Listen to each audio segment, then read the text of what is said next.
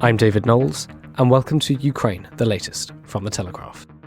Today, we bring you the latest updates from the front lines and analyse the demographic and economic havoc Russia's invasion is wreaking on its own economy and society. This hideous and barbaric venture of Vladimir Putin must end in failure. We need a military strategy for Ukraine to gain a decisive advantage on the battlefield, to win the war. Nobody's going to break us. We're strong. We're Ukrainians. Every weekday, we sit down with leading journalists from the Telegraph's London newsroom and our teams reporting on the ground to bring you the latest news and analysis on the war in Ukraine. It's Monday, the 27th of February, 1 year and 3 days since the start of the full-scale invasion. Today, I'm joined by our associate editor Dominic Nichols, our assistant comment editor Francis Durnley, and our economics editor Sue Chan.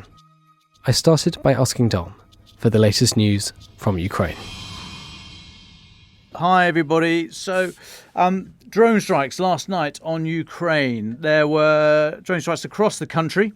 Ukraine says it shot down 11 of 14 Iranian drones overnight, including 9 that were fired in 2 waves over the Kyiv region. There were no casualties or hits on buildings in Kyiv, but further to the west, a town about 200 k's east of Lviv, 250 kilometres or so southwest of Kyiv, Khmelnytsky, was hit, reported by 12 drones, which killed a number of rescue workers. Elsewhere around the country, there's been visits to Bakhmut region. So the commander of Ukrainian ground forces, Colonel General Alexander Syrsky, he visited Bakhmut. This will be a morale-boosting visit, be able to sort of sniff the wind for himself type thing. I mention it because there's been a lot of discussion in the last, certainly 24 and 48 hours-ish about what's happening in Bakhmut. That line has been relatively static for a number of months, and we still don't think the town is completely encircled. We think the 2 main roads, one to the north and effectively one to the sort of west, that Ukraine is using to resupply that city, are still open to Ukraine, albeit under extreme pressure. But there's been a number of reports over the weekend that there was a Ukrainian counterattack, and no, it wasn't. It was the normal sort of push and pull of armies in contact. So at the moment, it is very opaque. We don't know exactly what's happening. It doesn't look as if there's been either a breakthrough by Russia or a counterattack from Ukraine. So no real news out of Bakhmut, except, as I say, I doubt the commander of the ground forces, General Syrsky, would have gone if it was not safe. And elsewhere, just one final update, Belarus. So a Russian airborne early warning aircraft has been badly damaged by a partisan attack, whatever you want to call it, sabotage, whatever moniker you like. So this was Sunday morning at the Makielitsky Air Base, which is about 5 k's just directly south of Minsk. So we're talking 200 kilometres north of the border with Ukraine, 300 kilometres-ish northwest of Kyiv itself. A Beriev A-50, an old former Soviet aircraft based on the Ilyushin IL-76 transport aircraft that we've seen quite a few of. It's basically a long-range radar used to track their own aircraft. It's a kind of bring your own air traffic control to the fight type sketch. You impose an area of understanding so that you know where your own aircraft are, and therefore where you can and can't shoot, and you can control your own airspace. So that's what these things do. Big old aircraft with a huge radar on top. This was reportedly attacked by a group called BIPOL, Association of Security Forces of Belarus. Come back to them in a minute, what they are, who they are. But Alexander Azarov, who's the head of BIPOL, said that this attack was months in the planning and used drones. They said the front and central parts of the aircraft, including avionics and the radar antenna, were damaged as a result of 2 explosions. Now, this aircraft is one of 15 such aircraft for airborne warning and control that Russia has. They've got sort of 9 old versions that this one was one of, and then 6 newer variants. But very quickly, BIPOL. So what is it? So it was an organisation set up, created by former employees of law enforcement agencies in Belarus to counter Lukashenko and the Belarusian authorities. They've got channels on YouTube and Telegram and what have you. They put messages out that way. They want to restore democratic rule to Belarus. They want to have new presidential and parliamentary elections, and their supporters of Svetlana Tikhanovskaya, who stood for election in 2020 after her husband was arrested. He was arrested, so she stood in his place. Since August 2020, she's been in exile in Poland, now Lithuania, and on January 17th of this year, she and a number of associates have been tried in absentia by Belarus. So this group that like I say, you call them partisans or whatever, but are supporting or in favour of political reform of Belarus and supporting an exiled political leader. They say they carried out this attack on an aircraft. I mean, a significant aircraft. Like I say, there's only 15 of these in the Russian fleet. They're not all going to be serviceable at the same time. This thing apparently has been in Belarus since January the 3rd. Conducted 12 sorties since then. You simply have to have this if you want to do anything in the sky. You need to know where all your bits and pieces are, so they're not going to run into each other. You're not going to shoot the wrong thing down, and you know where the opposition is. So you've got to have something like this, and therefore this is a significant strike by Belarusian forces, this bipol group, and what long-term effect it will have, we will see. But it does show it's quite a bold attack, and it does show their ability to strike right at the heart of Belarus. And I'll just take a pause there. Thanks, Dom. Let's turn to Francis Sternley before we go to Suchan. So, Francis, what are the latest political and diplomatic updates you have for us? Well, thanks, David, and welcome back to our listeners around the world. Yes, another day and another dousing of anti-Western rhetoric from Vladimir Putin. He said that the Russian people may not survive in their current state, claiming that the West was trying to disband Russia. He's made this claim in a television interview, of course, the state media. It was recorded on Wednesday, but was released on Sunday. And in this interview, he claims, as I say, that the West wants to divide up Russia and then control the world's biggest producer of raw materials. A step, he says, that could lead to the destruction of many of the peoples of Russia, including the ethnic Russian majority. I'll read the quote from him directly. They, the West, have one goal: to disband the former Soviet Union and its fundamental part, the Russian Federation. I do not even know if such an ethnic group as the Russian people will be able to survive in the form in which it exists today. He also said in the interview the West plans in this intent have been put to paper, though he didn't specify exactly where that was.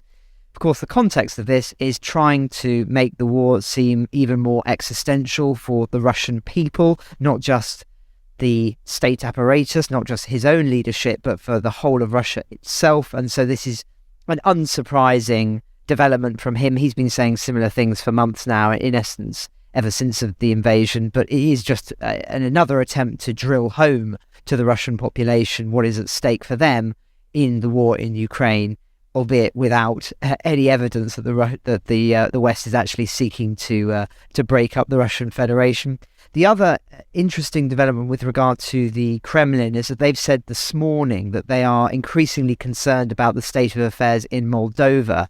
Now, I spoke about Moldova at length last week, and this all stems from this breakaway region, Transnistria, which is supposedly, from the Russian perspective, somewhere where Ukraine and other European countries are stirring up the situation. Now, this is a complicated area, but in essence, there are Russian peacekeepers there, or at least that's what the Russians call them, peacekeepers, in this breakaway region that is part of Moldova, and they claim that there's increasing dark arts taking place from the West there that is causing a delicate situation to potentially get worse.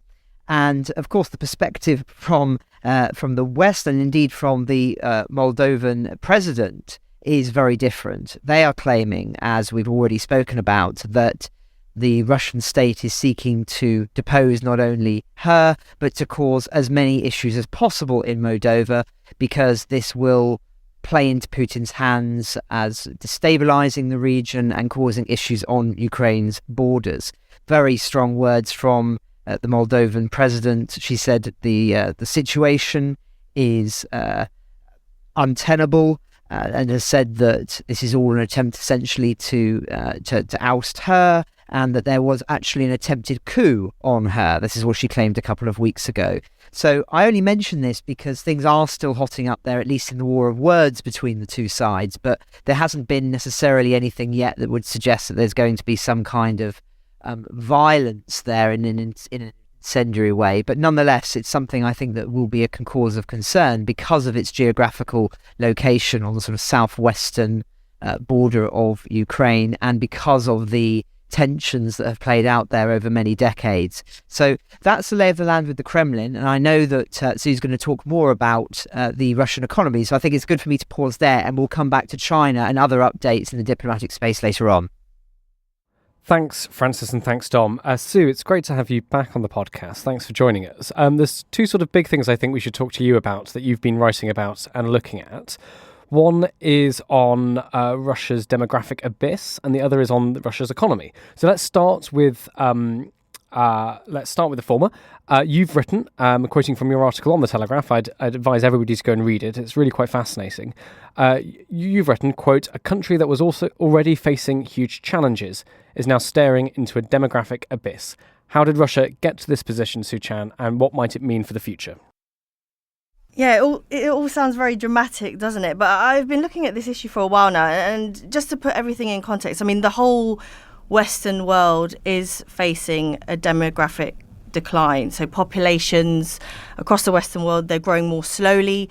But in Russia, the population has been shrinking for a while. So it reached its peak just before the collapse of the Soviet Union in 1991, when it had a population of just shy of 149 million, and it's been declining ever since. So at the moment it stands at around 145 million, and depending on how optimistic or how pessimistic you are about the economy, it could start to shrink by about 1 million a year. And the reason why Russia is an exception really is because it has already started shrinking, and then now with this war in Ukraine, it's sending all its young men to die there. And the other thing that I think is worth pointing out that isn't in the piece is that a lot of Russian men, they don't live as long as some people in Britain. And just before I came in here, I was looking at the average life expectancy of a chap in Britain is about 79. In Russia, it's 66.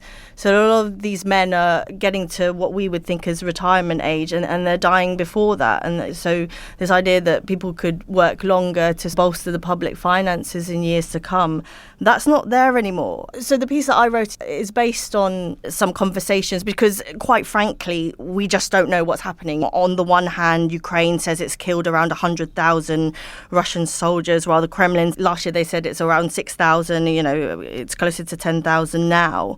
But I think the trends are really clear, and if you look at the data, some experts suggest that the number of births this year, because the war has continued, will be the lowest in modern history. And so I was looking at some of the data. You can't really get this from Russia, so you have to look at immigration statistics from a number of bordering countries. So we've seen about 200,000 people flee to Kazakhstan, which is one of the sort of top of the list of destinations for fleeing Russians to go to. What they do is they tend to open a bank account because Visa and MasterCard are cut off. So if you're a Russian abroad, you can't use your card anywhere, so you open a bank account and then you go elsewhere. And so people are sort of dispersing everywhere, and they're looking for places where they have more opportunity. So there have been a number of pieces about the number of Russian women fleeing to Argentina to give birth, because like America, if you're born in Argentina, you immediately become a citizen there, and that makes it easier for mum and dad to get citizenship too. And I think this is a slow burning crisis. It's not the financial crisis, the COVID crisis, but it is a crisis that's going to have huge implications for the economy in 50 years' time, when the working age population, which was already shrinking, is going to be made worse, because the people who are leaving are working age men and women who were productive, who are contributing to the economy there. I was talking to some people, the surgeons, they're university professors, they're people who will, find cures for diseases, and those people are all leaving. And Russia will say, hang on a minute, our own statistics suggest that, many people from Ukraine are coming in. But if you actually look under the bonnet of that data, the people who are coming in, they're older population, people who can't work, who are not contributing to tax revenue. So Russia is essentially swapping its working age, productive population for many sort of older citizens who are unable to work and unable to contribute to the economy. Well, you've touched on the economy a little bit. Let's move on to that. You've written Russia will suffer the worst recession since the financial crisis as sanctions force an increasingly desperate Kremlin to embrace unorthodox economic policies. This is from the credit agency Moody's. So there's a few things here. Can you talk first of all about the recession and what it might look like? And then maybe we can get on to this idea of unorthodox economic policies. So first, just the recession and your take on that. Yeah, so Moody's predicts that the Russian economy will shrink by 3% this year. To put it in context, during the financial crisis, it shrank by more than 8%, and during COVID, it was a little bit less than that. Although, just to go back to my old piece, one of the demographers that I spoke to was fired by the Kremlin for suggesting that COVID tests were more than expected. So I would take everything that you get out of the Kremlin with not even a pinch of salt, more than that. So, but this independent assumption assumes that the Russian economy will shrink by 3%. As I said, that will be the worst since the financial crisis. I mean, it is fair to say that so far the Russian economy hasn't declined as much as some predicted. So Moody's itself predicted a 7% decline for last year. In the end, the Russian economy shrank by about just over 2%, according to their own assumptions. But also the International Monetary Fund has a similar assumption. Why is that? So far, Russia has been able to divert barrels of oil that would usually go to Western economies at a cut price to economies like China, Turkey and India. So it's been selling it on the cheap. At the start of this year, the G7 imposed more sanctions that mean that seaborne oil is no longer allowed into these economies, and also it's cutting off purchases of refined products as well. So what Moody's is predicting is that as the Western world tightens the screw on Russia, it will hurt Russia more. And as they point out, it can divert its barrels of oil to places like China and India, but you can't build a gas pipeline overnight. So a lot of Russian gas that used to flow into Germany, it's got nowhere to go at the moment. So Vladimir Putin he talks about these grand ambitions to build pipelines eastwards rather than westwards, but that will take time. The other thing to note is that Russia has a national wealth fund, so it's money built up from the money that it sold from the revenues that it got from oil sales in the past, but it's been burning through that at a rapid pace. So I was looking at the latest figures just before I came here, and that national wealth fund stands at around $150 billion at the moment, but that's down 40 billion since December. So it's spent $38.1 billion in December just propping up its economy, financing its war. And if it continues to burn through that national wealth fund at this rate, we're going to see a sort of more severe contraction and more severe consequences in the future. So a demographic crisis, an economic crisis. What do you see Russia looking like in a year's time if this continues? It will be more of the same, this slow burn. Russia is trying desperately to build ties with countries like China, which, it's hoping to have that special relationship, and a lot has been made of that. But I think going forward, with a population decline, with burning through its sort of war chest of reserves, we are going to see economic stagnation. And then this is going to go on for decades as the population shrinks. And that's why I called it an abyss, because all economies, they go through ups and downs. We've seen many of them in the UK, in the US and in Europe. But what we're talking about in Russia, it's a structural decline, as sort of pointy-head economists would say, where you're looking at a situation of permanently lower growth, where you can't do things like you can do in the UK, raising the retirement age, because guess what? All the men are dying before they even reach that age. So is looking very bleak, and perhaps we will not see the biggest damage a year from now, but certainly in a decade or 2 decades, Russia's going to look very different from how it does today. I think you've touched on a couple of the, quote, unorthodox economic policies the Kremlin could embrace. Have we got them all? Is there anything else you want to mention? We haven't seen this big shock to the Russian economy. Russia has been able to be a bit of a wheeler-dealer in some ways and cut deals with Turkey, with India, with China to get that oil somewhere else, albeit at a cut price. But it can't go on like this forever. And I think we've seen through the sanctions and through some of the realities that it faces with the fact that people are just leaving the country, that the prospects are pretty bleak ahead. Thank you very much, Sue. Francis, you've been listening to this. I'm sure you have a couple of questions. Please take it away. Thanks. Well, this is a really interesting subject, and obviously it's been something that I've been covering on the podcast for quite some time. And all of the estimates that I've read by academics are saying the same as Sue, that this is ultimately going to be a long-term story of decline for Russia. And the big question is when exactly we'll really start to see that impact at home.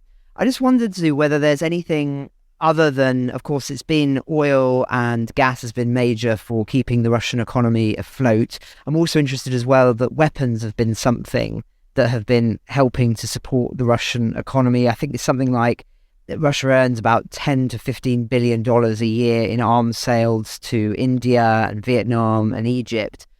Are there any other things that Russia have been doing, the sort of dark arts, or whether that be domestically or involving international partners, that have helped to sustain the Russian economy in addition to arms sales and energy?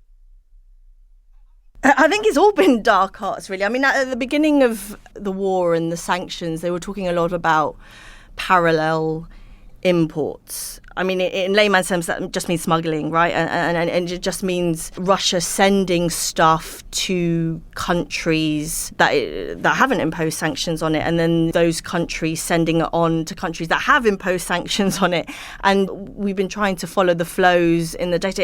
It has been very difficult because consumer goods, for example, they can come through, and when you make a weapon, you don't just ship a gun in the post like you would. Amazon would send you one, etc. You get various parts from different parts of the world. So it has been very difficult to track that. And in terms of other dark arts, we've seen stories about tankers going dark and all sorts of things. So Russia is trying everything in the sanctions playbook to try and avoid this. And to be honest, they have had a lot of time to practice, right, in terms of, after the annexation of Crimea, and they've been building themselves up to try to be at least sanctions proof. And I think they have been able to divert some of the trade that they would have done with the West to other countries. But as the sort of sanctions noose tightens, as it were, and it faces, again, some of these things, the challenges that I've pointed out, I think there's less and less room for manoeuvre as the war goes on. Thanks. And just a couple more from me. The first being, how do we trust the figures that we read that are coming out of Russia? I know not all of them are from Kremlin sources or from state economic institutions, but presumably we are getting a lot of information actually from the Russian government itself. How do we trust what they're telling us, and how do you get that information that you're citing in terms of population or economic decline? Don't trust anyone about anything is what you kind of learn in journalism, right? So the one thing, the Kremlin has the list of statistics that it publishes is getting shorter and shorter. I mean, this is not happening just in Russia. I think China has significantly shortened its list of the figures that it's publishing. So you have to take everything with more than a pinch of salt. But for example, when we were looking at the number of people who had fled Russia, we were looking at statistics on the other side. So how many people crossing over, into Finland, into Kazakhstan, into Georgia, into Armenia. So you can get things from the other side. Obviously, for the population projections, we were relying on, I used an independent demographer. I mean, he did get fired from Russia's statistics office for trying to highlight the number of COVID deaths. We're looking at the UN population projections, which do not fully reflect the impact of the war. But, you have to sort of grab from where you can, really. And we can't say totally ignore what's coming out of Russia. But I think what you need to do these days to have a more complete picture of what's going on is to look at various sources. And it's a bit more like a jigsaw puzzle rather than something that just comes, here's one I made earlier, so as it were. So it takes a little bit more time to piece everything together, but you can get a picture of what's going on just by looking at, other data sources. It just takes a bit more time. And one final one from me, which is, of course, a lot of the conversations around the Russian economy are assuming that the status quo remains, that sanctions remain imposed for long term, and that any relationships Russia has will be maintained at the current levels with sort of China and India and Turkey, etc. I'm just wondering what your feeling is that if China were to back Russia far more extensively, and I'm not just talking in terms of weapons, I'm talking financially too, what kind of impact could we expect that to have on the Russian economy? Would it be very substantial, or would it actually be something that we wouldn't necessarily see a big impact right away? So the thing about that is we are living in this massive geopolitical web, right? And so far, for all its sort of warm words towards Russia, it's also been very cautious. So, explicitly, it's not backed Russia. And that's because China does a lot of business with everyone else in the world. So if China were to explicitly throw its weight behind Russia and do more business with it and finance the war, etc., I think there'll be massive implications globally, because we'll be in a world where the West will be looking at China and thinking about sanctions against the world's second biggest economy. It's a huge economy. It's much bigger than Russia. It's much more entangled in the web of global supply chains. Just looking your wardrobe, I think, or many of your appliances are made there. So I think the implications, if China were to do that, would be big. I mean, maybe the Russian economy would do better, but the world wouldn't be. That's certainly, and it would have bigger implications than just saying, Russia would grow more, because it will have consequences for everyone. Thanks, Sue, and thanks, Francis, for your question. Sue, I've just got one more question from me. You've been looking at the impacts of the invasion on the Russian economy and its demography as well now for many months. For our listeners, what sort of things should they be looking out for? I mean, the picture you've painted, I think, is one of this deep impact of the war on the economy and on Russia's demography, but one that in which the pain has been absorbed by the war chest, and the damage of which is only going to be seen in the next few years, in the next few decades, as you've said. What should our listeners look out for in the next year or 2 years for some of those sort of early warning signs of the deep damage that's being done? Just look at the people who are fleeing. And I think everyone who I spoke to, so there were some people that I didn't write about in the piece. Everyone who I spoke to, they weren't going back. So most of these people were sort of in their early 30s. They're setting up shop again. So, they sold their homes in a fire sale. They've got children, and they're taking them to different countries. So I spoke to a chap called Dimitri. He's got a wife, he's got 2 kids. He's setting up in Haifa in Israel, and he's not coming back. He said, even if Putin was removed, I have to start again. And, possibly in my 40s, I'm going to set up my new life there. So, you're going to get these economies which are enriched by these people, and Russia being left behind. And I guess what to look out for, I mean, it's hard to say in terms of the data, because we don't know whether what's going to come out is going to be true or not. But, what we have been seeing, and more of, are stories of people selling up abroad, going abroad, leaving permanently. And it's the sort of scars that's going to be left behind. And I guess I'm not. It's kind of when I go into the Bank of England, I say, what should we look for? And there's not one thing, I think, but it's a slow burning crisis in terms of the demographics, but it's the one that's going to have the biggest impact, certainly, over the next generation. Brilliant. Thank you very much. Francis, I know you wanted to add some of your own comments onto some of the things Sue was mentioning. Well, I just wanted to add that an uncomfortable truth as well is that, of course, I don't think from Putin's perspective he particularly cares about this demographic loss, because he's losing an elite that are, of course, more sceptical as to his rule, and he's not going to be around forever. We were talking about age demographics. He's already past the average life expectancy for a Russian male. That's something worth bearing in mind. So he's not going to be around forever, and these people leaving arguably benefits him in the short term. It hardens his grip on power because they're not there in Moscow, in St. Petersburg, causing him trouble. So they leave the country, and it means that those who remain or are forced to remain, and I do stress that, there are many people who are forced to remain, are more often more favourable or are people that he can control. So, of course, in terms of the long term, this really, really matters for Russia. But in the short term, you could argue that, unfortunately, these people leaving actually benefits Putin's grip on power. Thank you, Francis, and thank you, Sue. Dom, can we come back to you? You wrote an interesting analysis over the weekend on, we've been hearing quite a lot of chatter, especially from the Americans, about the prospect of China potentially supplying arms to Russia. You wrote this up. Can you talk us through what you found and your thoughts on it? Yeah, so this came from comments by the CIA director, William Burns, who said he was confident, that was his word, confident in his agency's assessment that China is considering sending lethal aid to Russia. So, confident and considering. There's a bit of fudge factor in there, as intelligence analysts always do, and are correct to do so. But yeah, confident that China might be considering sending lethal aid. So this would be a big moment if China did this. I mean, China and Russia, as we've just been hearing, they've had this no limits relationship. No limits with benefits, I suppose, something like that. But China looks to, or Xi Jinping looks to Vladimir Putin and likes the idea of the sort of strongman politics.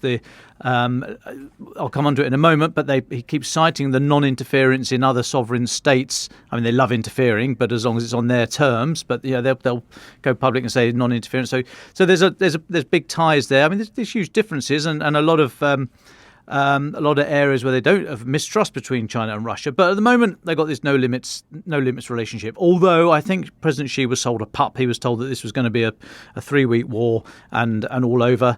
And he's now found himself saddled to a loser who's giving autocracies a bad name. So he's looking for a way out. And there's a question mark as to whether or not he sees that the way out is for Russia to win as quickly as possible, and therefore should he help arm them or not. So it's a bit of a bind for China. But what he would have seen recently, so Xi, looking at the international landscape, would have seen over Ukraine, it did take the external supporters, shorthand the West, a little while to get together. Now, whether this was healthy, functioning democracies acting in the public eye, vice we don't see what goes on behind the closed doors in Beijing and Moscow, or whether or not there were actually divisions. There are certainly differences of opinion, of course, between a number of the external supporters, both in the politics about whether to support, how to support, how much money, all the rest of it, as we've rehearsed many times on this pod. But it took a while to get sanctions together. It took a while to get a unified opinion on supplying lethal aid and all the rest of it. And so Xi would have seen that, and he'll be trying to calculate whether or not, if he ever did anything against Taiwan, would the global community come together as quickly / slowly? Would it want to come together at all? Because arguably China is more important to the, well, it's not that arguable actually. China is more important to the global economy and the global order of things than Russia. So would there be any of the tiny fissures / cracks that we've seen in the support for Ukraine? Would those be absolutely ripped apart in the face of a Chinese move on Taiwan? He's going to be thinking about that. But he's also going to be thinking that, as I said, he wants the snow dome to settle. It's all been very shaken for the last year. He wants the snow dome to settle. They put out this peace plan. China put out this peace plan last week that we spoke about. A peace plan entirely to China's advantage. I mean, it wasn't massive. It didn't tell us much except where they are coming from in their long-term thinking. So it's worth reading for that, but doesn't do anything to stop the war in any meaningful capacity, offer a way out of this. But they do want it to stop. And back to the point I made about the non-interference with other sovereign countries. If China decides to arm Russia militarily, then that is a crossing this line of taking a stand, interfering in wars, and taking a stand against a sovereign state, i.e. China, against Ukraine in this example, that they will just not be able to put back in the bottle. They won't be able to get that, push that idea away. Now, they've been very clear that their view on Taiwan is for them and them only. Nobody else gets a vote. Nobody else can come near the issue. They don't want anyone near the idea. They don't want the US Pacific Fleet anywhere near the islands. It's no one else's business. Well, if they start arming Russia, then they are effectively saying, actually, yes, you can have a view on this. Anybody else in the world, you can decide to arm whomever you like if you want to, if it's in your interest or you're so motivated. So it would be a big call for them to take this step. And what they would also have seen, and I'll point you here to comments by Mike Martin, who's he works for partly works for the War Studies at King's College London. He does other bits and pieces as well, but he makes the point that actually China will be very unhappy that this war was not the 3-week deal that Vladimir Putin sold President Xi, because the West, or the external supporters of Ukraine, the West has seen that the world is not as benign a place as Mike Martin says, as their self-delusional positions have suggested to them in recent years. So he's making the point that many people, myself included, I didn't think this invasion would happen, the current phase of this war, because it makes no sense. It does not make any sense, but of course I was not thinking as I should have been through Vladimir Putin does. So the world has seen that the world is not a nice place. And recent UN General Assembly votes have massively reinforced that and said that actually we don't like invasions. We don't like people just marching over borders and killing civilians and all the rest and smashing the place up. So the UN General Assembly has come together largely on that side. So there's been world outrage, greater unity from the West, and a demolition of this idea that, it'll never happen. That idea is gone, right? So China now, looking at Taiwan, has got those three things facing it. Does it want to make it worse by aiding Russia militarily? And the final point, and this was entirely taken from Mike Martin, so his Twitter handle is @ThreshedThought, but you'll find him on Twitter. We should all be following him. Knows his stuff. I'm not going to talk about onions. But he says the final point is about the military. So he said what Russia is experiencing now, and Ukraine to a certain extent, and certainly China, is they're moving away from a manpower-intensive model to a technology-enabled force. Now, the West have gone through that looking glass much earlier. We are arguing about, have our forces got too small? Have we not got enough people running around doing all this stuff? Are we too invested in technology? Possibly, idea for another day. But the idea that technology or that just having huge numbers of personnel will carry the day does not really stack up in face of if there's enough tech on the other side. And again, where do you draw the line between how much is enough? But China's yet to go through that complete transformation. They are building like crazy, especially the Navy, but they haven't tested it.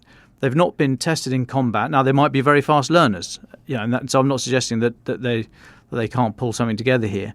But just having the stuff is one thing, but being able to fight it, operate it and fight it is something else entirely.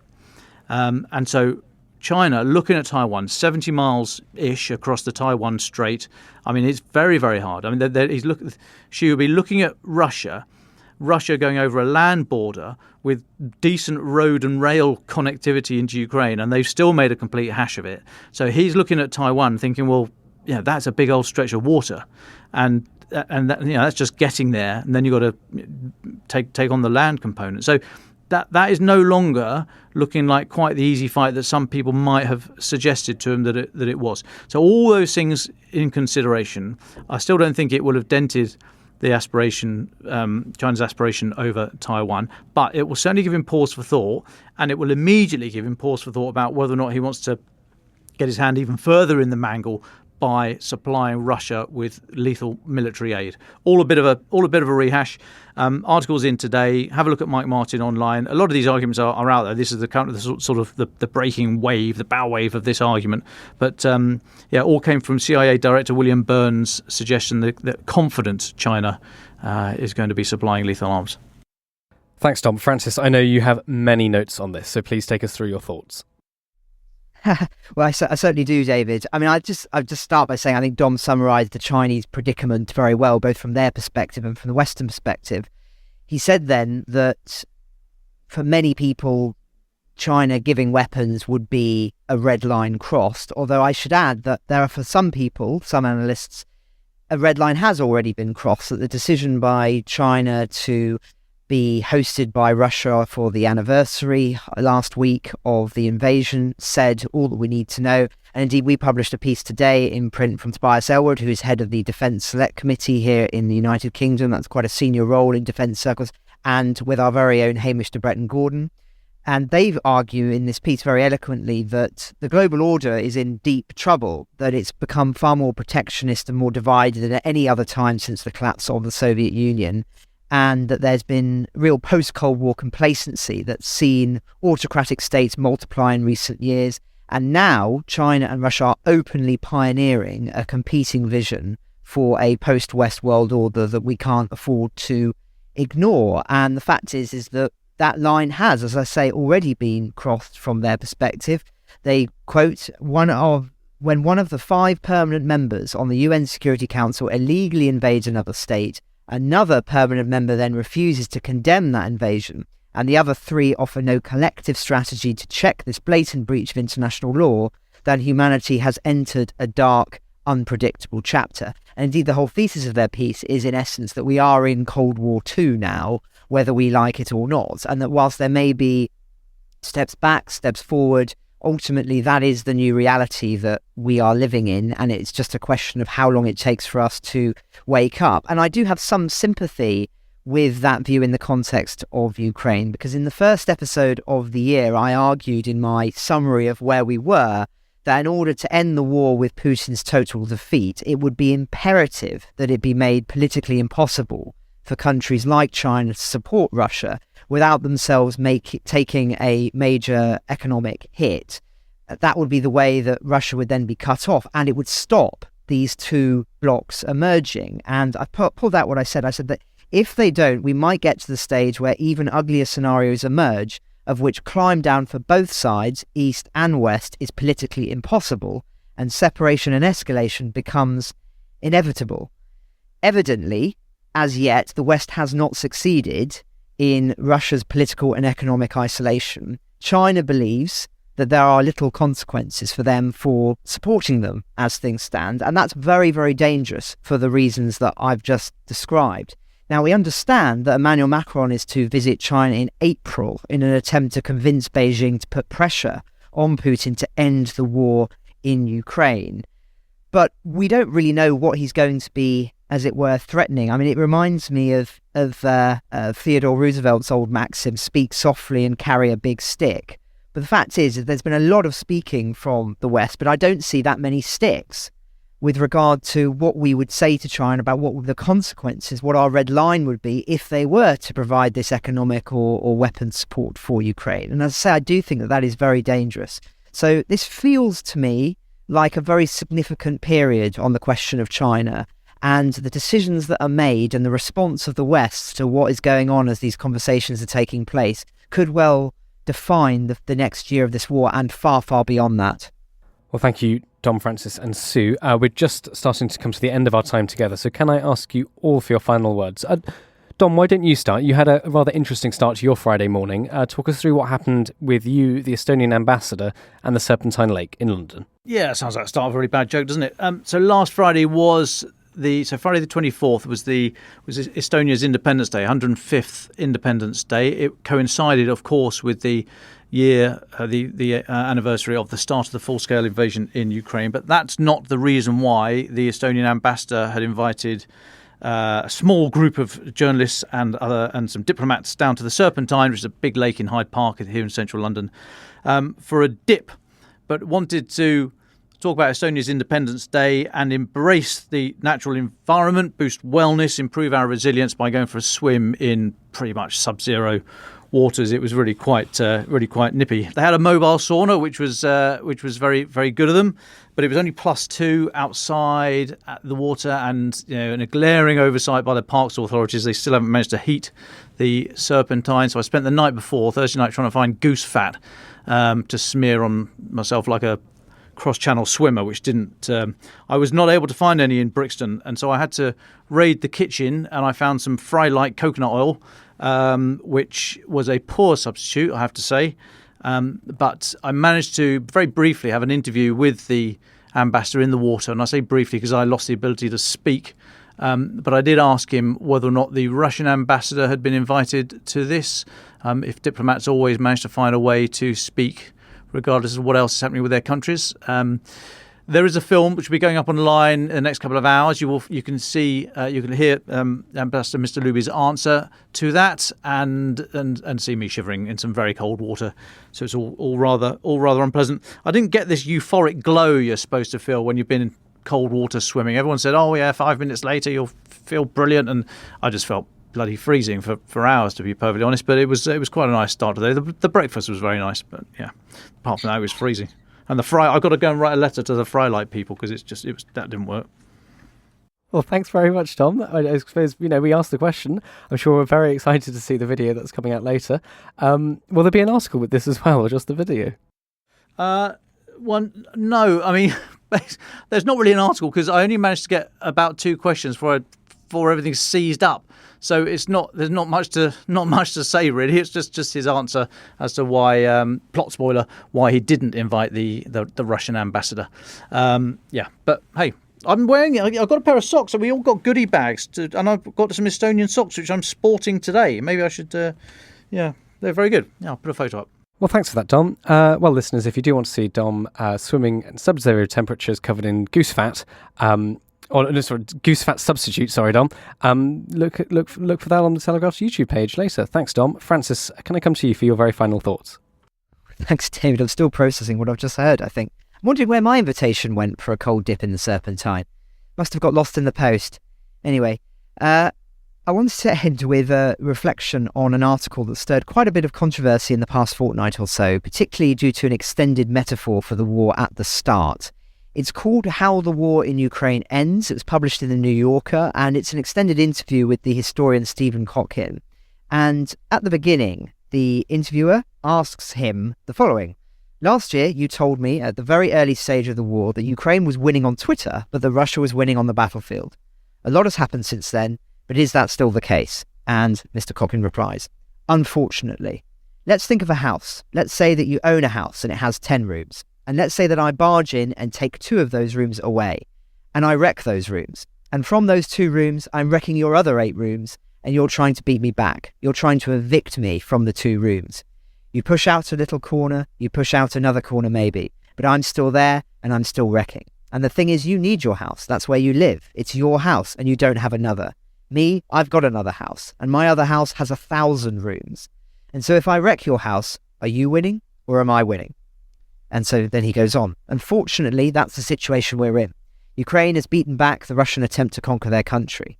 They have defended their capital. They've pushed the Russians out of some of the land that the Russians conquered since February. They've regained about half of it, and yet they need their house, and the Russians are wrecking it.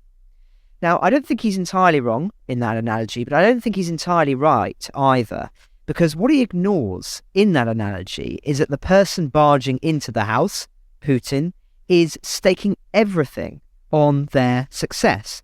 The analogy treats the wrecker as a bully who will be unaffected by his actions. But that's simply not true. Those 2 rooms have arguably become existential for the wrecker. And so if you were to include that fact in the analogy, it doesn't seem quite so dispiriting to me. For what matters ultimately are not the other 1,000 rooms, but are just those 2 rooms. And if those 2 rooms can be restored to the homeowner, to Ukraine, then the wrecker may not only lose his grip on the house, but he may lose his own house too, especially if in the act of trying to keep those 2 rooms, his own house begins to fall apart.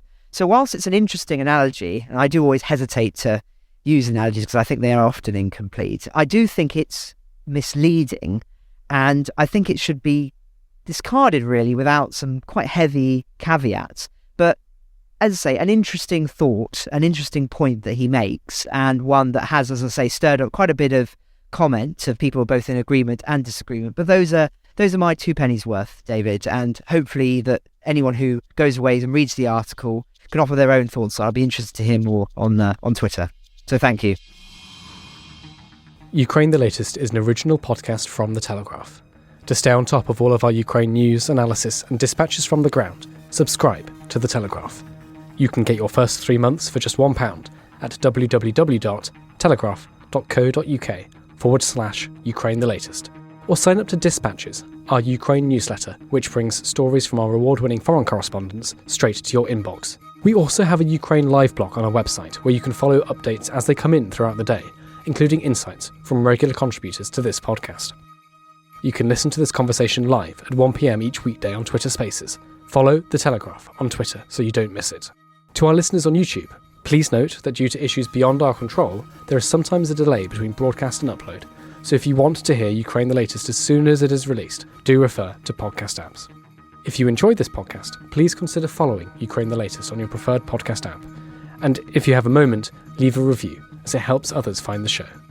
You can also get in touch directly to ask questions or give comments by emailing ukrainepod@telegraph.co.uk. We do read every message. And you can contact us directly on Twitter.